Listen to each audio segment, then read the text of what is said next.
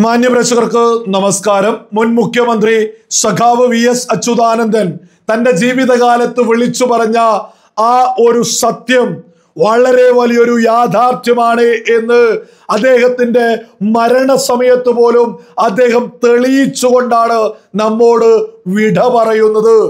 ഓരോ ആളുകളും ഗൗരവത്തിൽ ചർച്ച ചെയ്യേണ്ട വളരെ പ്രധാനപ്പെട്ട ഒരു വിഷയമാണ് നമ്മൾ മുന്നോട്ട് വെക്കുന്നത്. ഓരോ ആളുകളും ഒന്ന് ചിന്തിച്ചു നോക്കൂ. VS അച്യുതാനന്ദൻ താൻ മുഖ്യമന്ത്രിയായിരിക്കുന്ന സമയത്ത് കേരള പൊതുസമൂഹത്തോട് വിളിച്ചു പറഞ്ഞു, പോപ്പുലർ ഫ്രണ്ട്, തീവ്രവാദ സംഘടനകള് നമ്മുടെ കേരളത്തെ മുസ്ലിം ഭൂരിപക്ഷ രാജ്യമാക്കാനാണ് ശ്രമിക്കുന്നത്, മതം മാറ്റലുകൾക്ക് വേണ്ടിയിട്ട് അങ്ങനെ പല ആക്രമണങ്ങളും അവർ ഓരോ സമയങ്ങളിലും ആസൂത്രണം ചെയ്യുന്നു. അവരുടെ ലക്ഷ്യം നമ്മുടെ കേരളത്തെ നശിപ്പിക്കുകയാണ് എന്ന് അദ്ദേഹം വളരെ വലിയ യാഥാർത്ഥ്യമാണ് ആ സമയത്ത് വിളിച്ചു പറഞ്ഞിട്ടുണ്ടായിരുന്നത്. ഒരു കാര്യം കൂടി എടുത്തു പറയാ, അദ്ദേഹം ഒരിക്കലും ഒരു മതത്തെ അല്ല പറഞ്ഞത്. പോപ്പുലർ ഫ്രണ്ടിനെതിരെ, തീവ്രവാദത്തിനെതിരെ, ഭീകരവാദത്തിനെതിരെയാണ് അദ്ദേഹം നിലപാടെടുത്തത്. എന്നിട്ട് പോലും അദ്ദേഹം നമ്മോട് വിട പറയുന്ന സമയത്ത് ഒരു മുൻ മുഖ്യമന്ത്രിയാണ് VS അച്യുതാനന്ദൻ.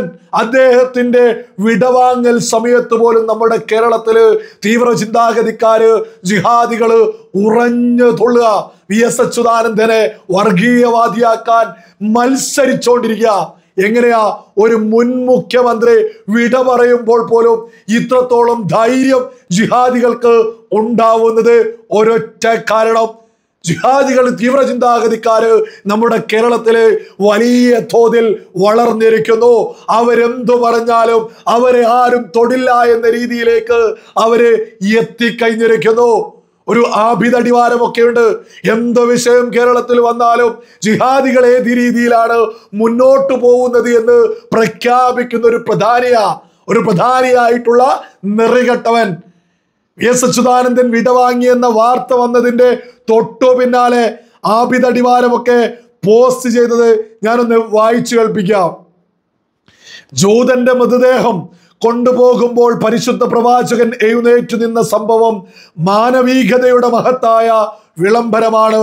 പ്രവാചകന്റെ അനുയായികൾക്ക് ലോകാവസാനം വരെ പിന്തുടരാനുള്ള മാതൃകയാണ്. ആ ജൂതൻ പക്ഷേ ഒരു മുസ്ലിം വിരോധിയായിരുന്നില്ല. സഖാവ് VS അച്യുതാനന്ദനെ ഒരു മതവിരോധിയാക്കാൻ ഈ നെറികെട്ടവരൊക്കെയാണ് ആദ്യ സമയങ്ങളിൽ തന്നെ രംഗത്തെത്തി തോന്നിയത് വിളിച്ചു പറഞ്ഞത്. ഇത് ഏറ്റുപിടിച്ച് ജിഹാദികൾ ഈ കമന്റ് ഒക്കെ വലിയ രീതിയിൽ പ്രചരിപ്പിച്ചിട്ടുണ്ട്. ഈ കമന്റ് ഇതുപോലെ ഒരുപാട് കമന്റ് ബോക്സുകളിൽ കാണാൻ സാധിച്ചിട്ടുണ്ട്. അതിനൊരു തെളിവ് കൂടി, ഒരു സ്ക്രീൻഷോട്ട് കൂടി ഞാനിവിടെ കൊടുക്കാം. ഈ ആഭിതടിവാരം എന്ന നെറികെട്ടവനൊക്കെയാണ് ജിഹാദികൾ ഏത് രീതിയിലാണ് കേരളത്തിൽ മുന്നോട്ട് പോവേണ്ടത് എന്ന് തീരുമാനിക്കുന്നവൻ. ഒരു മുൻ മുഖ്യമന്ത്രി മരണപ്പെടുന്ന, വിടവാങ്ങുന്ന വാർത്തക്ക് പോലും വന്ന് അദ്ദേഹത്തെ വർഗീയവാദിയാക്കാൻ ആഭിതടിവാരം ഉൾപ്പെടെയുള്ള ജിഹാദികൾക്ക് നമ്മുടെ കേരളത്തിൽ ധൈര്യം വന്നു. അത് അപകടത്തോടെയാണ് പൊതുസമൂഹം നോക്കിക്കാണേണ്ടത്. മറ്റൊരുത്തരുണ്ട്, ഹമീദ് വാണിയമ്പലം, ജമാഅത്തെ ഇസ്ലാമിയുടെ പ്രധാനപ്പെട്ട ഒരു നേതാവാ. ഹമീദ് വാണിയമ്പലം അല്ല, ആ പറയുന്നവന്റെ മകൻ, പുതിയ തലമുറയുള്ള ഒരു വ്യക്തി യാസീൻ അഹമ്മദ് എന്താ വിളിച്ചു പറയുന്നത്? ഞാനൊന്ന് വായിച്ചു കേൾപ്പിക്കാം. മലപ്പുറത്തെ വിദ്യാർത്ഥികൾ കോപ്പിയടിച്ച് ജയിച്ചവരാണ് എന്ന് പറഞ്ഞ അപകടകരമായ മുസ്ലിം വിരുദ്ധ വർഗീയ വിഷം ചീറ്റ് യോഗിക്കും, അമിത്ഷാക്കും തുടങ്ങി എല്ലാ വർഗീയവാദികൾക്കും റഫറൻസുകൾ നൽകിയ, എത്രയോ മക്കളെ അനാഥരാക്കിയ, പല കൂട്ടക്കൊലകൾക്കും നേതൃത്വം നൽകിയ കമ്മ്യൂണിസ്റ്റ് തീവ്രവാദി VS കേരളം ഇസ്ലാമിക രാജ്യമാവാൻ കാത്തു നിൽക്കാതെ പടമായി. ആദരാഞ്ജലികൾ. ശ്വാസമുണ്ടെങ്കിലും ശ്വാസം നിലച്ചാലും വർഗീയവാദി തന്നെ. യാസീൻ അഹമ്മദ് എന്ന വ്യക്തിയുടെ ഒരു പോസ്റ്റ്, ഹമീദ് വാണിയമ്പലം എന്ന ജമാഅത്തെ ഇസ്ലാമിയുടെ നേതാവിന്റെ മകനാ യാസീൻ അഹമ്മദ്.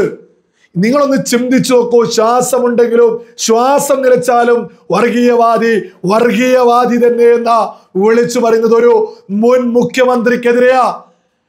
മുൻ മുഖ്യമന്ത്രി എന്താ പറഞ്ഞത്? തീവ്രവാദത്തിനെതിരെ, ഭീകരവാദത്തിനെതിരെ. ഇതിൽ മറ്റൊന്നുകൂടി ഈ നെറികെട്ടവൻ എഴുതി പിടിപ്പിച്ചിട്ടുണ്ട്. അതായത് യോഗിയും അമിത്ഷായും ഒക്കെ മുസ്ലിം വിരുദ്ധനാണ്, വർഗീയവാദിയാണ് എന്ന രീതിയിൽ കൂടെ എഴുതി പിടിപ്പിച്ചിട്ടുണ്ട്. ഈ യാസീൻ അഹമ്മദിനോടൊക്കെ ഒരു യാഥാർത്ഥ്യം അങ്ങ് പറഞ്ഞു തരാ. കേരളത്തിലെ ജനസംഖ്യ എന്ന് പറയുന്നത് 3.5 കോടി ജനങ്ങളാ. ഈ 3.5 കോടിയിലും അധികം മുസ്ലിങ്ങൾ മാത്രം ഉത്തർപ്രദേശിൽ സമാധാനത്തോടുകൂടെ ജീവിച്ചു മുന്നോട്ട് പോകുന്നുണ്ട്. അത് യോഗി ആദിത്യനാഥിന്റെ ഉത്തർപ്രദേശിലെ കാര്യമാ നമ്മൾ മുന്നോട്ട് വെക്കുന്നത്. എന്നാൽ നിങ്ങളൊക്കെ പിന്തുണക്കുന്ന ഗാസയിലോ പലസ്തീനിലോ പോലും സാധാരണ മുസ്ലിങ്ങൾ സമാധാനത്തിലല്ല ജീവിക്കുന്നത്. ഹമാസ് എന്ന ഭീകരവാദ സംഘടന കാരണം. ഇവരൊക്കെ പിന്തുണക്കുന്ന ഏതെങ്കിലും സ്ഥലത്ത് മുസ്ലിങ്ങൾ സമാധാനത്തിൽ ജീവിക്കുന്നുണ്ടോ? അതിന്റെ കാരണവും മുസ്ലിം ഭീകരവാദ ഇസ്ലാമിസ്റ്റ് ഭീകരവാദ സംഘടനകൾ, ഹമാസ് എന്ന ഭീകര സംഘടന പോലെ, ഹിസ്ബുള്ള എന്ന ഭീകര സംഘടന പോലെ, ഹൂത്തി എന്ന ഭീകര സംഘടന പോലെ ഇവന്മാരൊന്നും പിന്തുണക്കുന്ന ഒരു സ്ഥലത്തും സാധാരണ മുസ്ലിമിന് ഒരു സമാധാനമില്ല. അതേപോലെ കേരളത്തെ ആക്കാനാണോ ഇവരൊക്കെ ശ്രമിക്കുന്നത്? VS അച്യുതാനന്ദൻ നട്ടെല്ല് നിവർത്തി വിളിച്ചു പറഞ്ഞിട്ടുള്ളത് വർഗീയതക്കെതിരെയാണ്, തീവ്രവാദത്തിനെതിരെയാണ്. ആ പറഞ്ഞതിനെതിരെയാണ് ഇപ്പോ പച്ച വർഗീയവാദികൾ, തീവ്ര ചിന്താഗതിക്കാര്, ജിഹാദികള് ഒരു ഉളുപ്പുമില്ലാതെ രംഗത്തെത്തിയിട്ട് VS അച്യുതാനന്ദനെ വർഗീയവാദിയാക്കാൻ ശ്രമിക്കുന്നത്. നമ്മുടെ കേരളത്തിൽ ഒരു സാഹചര്യം സകല ആളുകളും മനസ്സിലാക്കണം. ഹമാസ് എന്ന ഭീകര സംഘടനയെ, ഹൂത്തി എന്ന ഭീകര സംഘടനയെ, ഹിസ്ബുള്ള എന്ന ഭീകര സംഘടനയെ, പോപ്പുലർ ഫ്രണ്ട് എന്ന തീവ്രവാദ സംഘടനയെ, ജിഹാദികളെ, തീവ്രവാദികളെ, ഇവരെയൊക്കെ ആര് എതിർത്താലും ആ സമയം മുതൽ ആ ഭീകരവാദികളെ, തീവ്രവാദികളെ എതിർക്കുന്നവരെ മതവിരോധികളായിട്ട് ഈ ആളുകൾ വലിയ രീതിയിൽ പ്രചരണം നടത്തും. ഇവരുടെ പ്രചരണങ്ങൾ എങ്ങനെയാ വിജയത്തിലേക്ക് എത്തുന്നത്? കാരണം മറ്റൊന്നുമല്ല, ജിഹാദികൾ, തീവ്ര ചിന്താഗതിക്കാർ നമ്മുടെ കേരളത്തില് വലിയ രീതിയിൽ വളർന്നിരിക്കുന്നു, വളരെ വലിയ രീതിയിൽ. ഇതിനൊരു അപകടത്തിന്റെ മറ്റൊരു തെളിവ് കൂടി ഞാൻ മുന്നോട്ട് വെക്കാം. അതായത് ഈ യാസീൻ അഹമ്മദിനെയൊക്കെ അറസ്റ്റ് ചെയ്തു എന്ന് വാർത്ത വന്നു.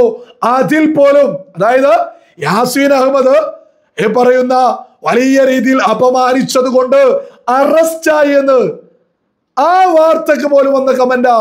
സത്യമല്ലേ പറഞ്ഞത്? അടുത്ത കമന്റ്, വെള്ളാപ്പള്ളി പറഞ്ഞത് ഫിദൽ കാസ്ട്രോയുടെ മഹത് വചനമായിരിക്കും അല്ലേ? അതായത് ഇവർക്ക് വലിയ ധൈര്യം വെച്ചിരിക്കുന്നു. കേരളത്തിലെ ജിഹാദികൾക്ക് ഒരു മുൻ മുഖ്യമന്ത്രിക്കെതിരെ പോലും എന്തും വിളിച്ചു പറയാൻ. യാസീൻ അഹമ്മദിനെ അറസ്റ്റ് ചെയ്തിട്ട് പോലും ഇവിടെ ജിഹാദികള് ഒരു പടി മുന്നോട്ടു തന്നെയാണ് നിൽക്കുന്നത് എന്നുള്ളത് സകല ആളുകളും ഗൗരവത്തിൽ തിരിച്ചറിയണം. വർഗീയവാദത്തിനെ എതിർത്താൽ, തീവ്രവാദത്തെ എതിർത്താൽ അവർ മതവിരോധികളാക്കിക്കൊണ്ടിരിക്കുന്നു. കേരളത്തിലെ സാഹചര്യത്തെ കുറിച്ച് ബോധമുള്ള സകല ആളുകളും ഗൗരവത്തിൽ തിരിച്ചറിയണം. വെള്ളാപ്പള്ളി നടേശനൊക്കെ കേരളത്തിലെ യാഥാർത്ഥ്യങ്ങൾ, ആരാണ് കേരളത്തെ നിയന്ത്രിക്കുന്നത് എന്ന രീതിയിൽ പറയുമ്പോൾ അദ്ദേഹത്തെ എതിർക്കുന്നതിന് പകരം, VS അച്യുതാനന്ദനെ എതിർക്കുന്നതിന് പകരം അവരൊക്കെ എന്തിനാണ് എതിർത്തത് എന്ന് ബോധമുള്ള സകല ആളുകളും ഗൗരവത്തിൽ ചർച്ച ചെയ്യണം, ചിന്തിക്കണം. നമ്മുടെ കേരളത്തിൽ ഒരു യാഥാർത്ഥ്യമാണ്, തീവ്ര ചിന്താഗതിക്കാര്, ജിഹാദികള് വളരെ വലിയ രീതിയിൽ വളർന്നിരിക്കുന്നു. സകല സാധാരണ മുസ്ലിങ്ങളോടും പറയാനുള്ളത്, ഇത്തരം ജിഹാദികൾ ഇവിടെ ഉറഞ്ഞു തൊള്ളുമ്പോൾ അവർക്കെതിരെ നിങ്ങൾ മൗനം പാലിക്കുന്നതും അപകടമാണ്. ഈ മൗനം പാലിക്കുന്നവരും തീവ്ര ചിന്താഗതിക്കാരെ പിന്തുണക്കുന്നു എന്ന് ബോധമുള്ളവർ ചിന്തിക്കും. അതില്ലാതിരിക്കാൻ ഇത്തരം ഉറഞ്ഞു തുള്ളുന്ന ജിഹാദികൾക്കെതിരെ ശക്തമായ ഭാഷയിൽ രംഗത്തെത്തിയിട്ട് ഇത്തരം ആളുകളെ പുച്ഛിച്ചു തള്ളുക തന്നെ ചെയ്യണം.